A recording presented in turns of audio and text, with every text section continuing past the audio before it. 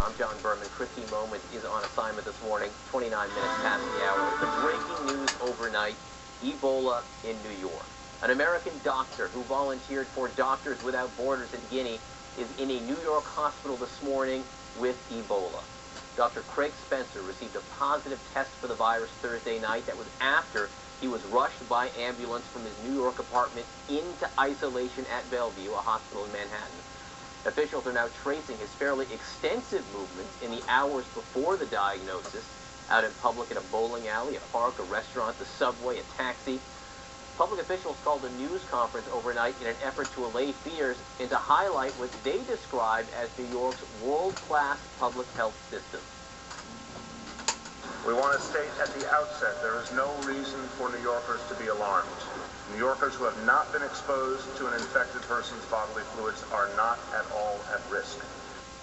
We have had a full, coordinated effort that has been working literally night and day, coordinating city, state, and federal resources, coordinating and drilling from airports to transportations to subway stations to ambulances to hospitals. So we are as ready as one could be for this circumstance.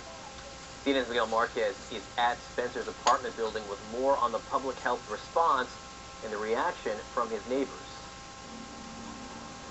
John, this is the apartment of Dr. Craig Spencer. Now, they've sealed off that apartment, and we don't expect anybody to enter that and certainly nobody to exit it until health officials get in there and figure out if they need to either sanitize anything or they need anything else from that apartment, either for the doctor or to destroy it. Also in this neighborhood throughout the day, health workers doing two things. One, informing residents here, both in Spanish and in English, how exactly it is that one gets Ebola, what you have to be concerned with.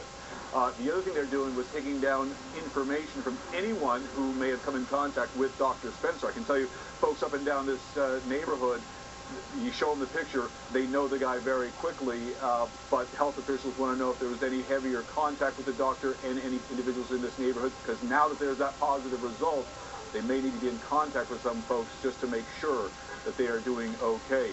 Folks in the neighborhood, for much of the day, didn't seem to care very much that this was going on. Once that positive result came back, though, police presence went up just a bit.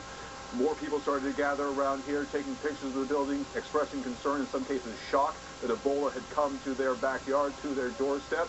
People in the building now saying that they're going to take more precautions, be a little more aware of their own health, and if there's anything they can do to prevent getting this disease. John? All right, Miguel.